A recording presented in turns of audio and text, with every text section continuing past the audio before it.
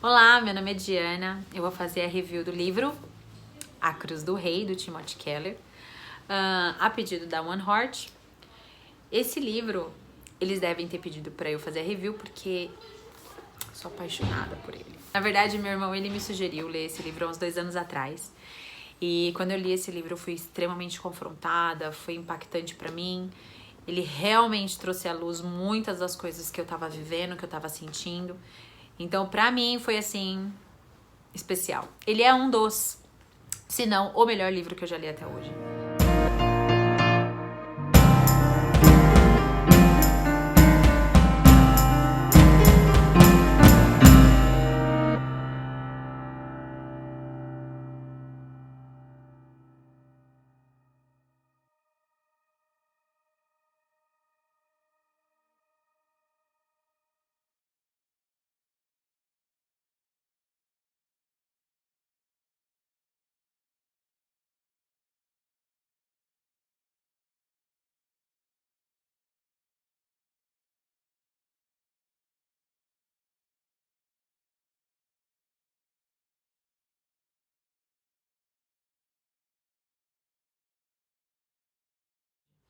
Eu indico ele pra absolutamente todo mundo, seja novo convertido, seja velho convertido, porque para aqueles que são novos convertidos eu acho que é um jeito muito sadio, biblicamente correto, teologicamente correto de aprender sobre quem Jesus é, sobre a salvação, sobre aquilo que Jesus fez, o que Deus espera de nós como cristãos. E para aqueles que são velhos convertidos é maravilhoso também porque realinha algumas coisas dentro do nosso coração que às vezes no meio do caminho se perdem. Bom, o livro ele trabalha, ele destrincha o livro de Marcos, o Evangelho de Marcos. Eu acredito que o autor tenha escolhido o Evangelho de Marcos porque o Jesus ele tá muito ativo em Marcos, a testemunha ocular dele, acredita-se que é Pedro, que estava presente com Jesus em muitas das coisas que ele fazia, em muitas das suas atividades. Então, Jesus era muito presente. Jesus é, né, em Marcos, muito presente, tudo acontece no tempo presente. Ele vem, muda a história, muda a vida das pessoas. E aí o autor, ele pega o livro de Marcos, ele destrincha durante todo esse livro, A Cruz do Rei.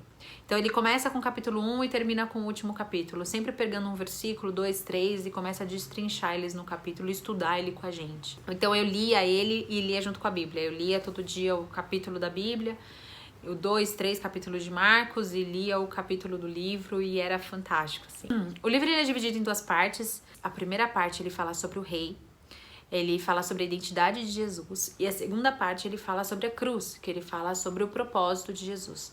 Na primeira parte, que ele fala sobre a identidade de Jesus, ele começa a falar sobre a relação que existe entre Deus, Jesus e o Espírito Santo e como eles têm a função de glorificar um ao outro e de servir incondicionalmente um ao outro.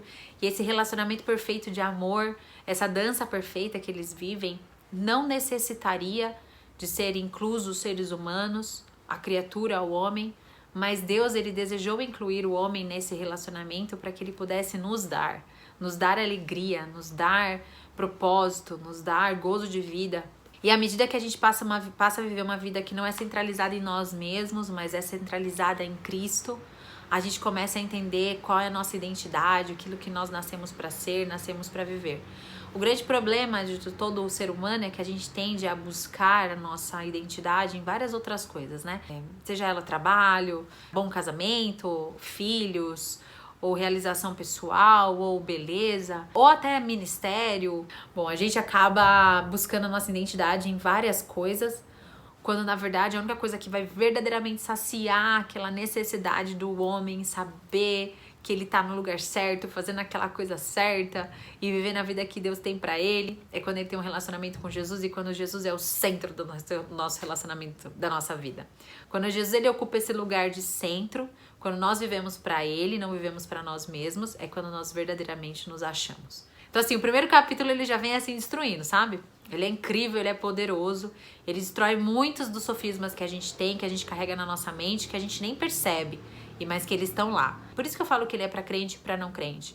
Porque às vezes, no meu caso, que sou cristã, muitas vezes eu acabava colocando a minha identidade em outras coisas. Então eu sentia muito peso, muitos deveres, muitas obrigações, quando obviamente existem algumas, mas o nosso relacionamento com Cristo, ele é o que determina quem eu sou. Não é aquilo que eu faço. Porque Deus não precisa daquilo que eu faço. Mas é o meu relacionamento com Ele que determina quem eu sou. E o amor dele por mim, ele é incondicional ao que eu faça.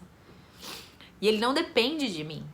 Ele é apesar de mim, na verdade. Então, assim, a primeira parte, ele já é maravilhoso e emocionante. A segunda parte do livro, ele fala sobre o propósito de Jesus, fala sobre a cruz, fala que a missão de Jesus desde o início sempre foi a cruz. E ele começa a falar isso no Evangelho de Marcos, à medida que Pedro, logo depois que Pedro reconhece que Jesus é Cristo, Filho do Deus vivo, aí Jesus, a partir desse momento, começa a dizer para os discípulos qual era a missão dele, o motivo pelo qual ele veio, o que ia acontecer. Então, a cruz, a missão da cruz, sempre foi o objetivo de Jesus por amor, sempre foi o objetivo de Jesus por desejar nos reconciliar com Deus, por obediência ao Pai, mas especialmente, principalmente, porque Ele nos ama, porque Deus nos ama, porque Jesus nos ama. E receber esse amor incondicional e essa graça da salvação. É mais fácil você querer fazer algo para comprar isso, o favor de Deus, do que você aceitar receber algo que você não pode controlar, que você não pode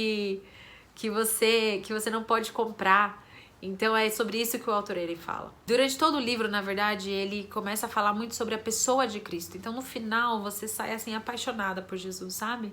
Porque você começa a ver traços da identidade dele, que às vezes você esquece que ele tem. A pessoa de Jesus, ela é tão apaixonante, ela é tão linda, sabe? É tão fácil você se apaixonar por ele e amar a ele, porque ele nos ama tanto, primeiro, que o nosso amor e o nosso serviço, ele deve ser, e ele naturalmente se torna só algo que você faz de forma natural, porque você o ama.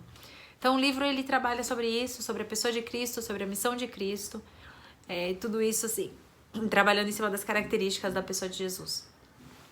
Ele é maravilhoso, espero que vocês amem a leitura, que vocês indiquem para as pessoas, porque ele é com certeza um dos meus queridos.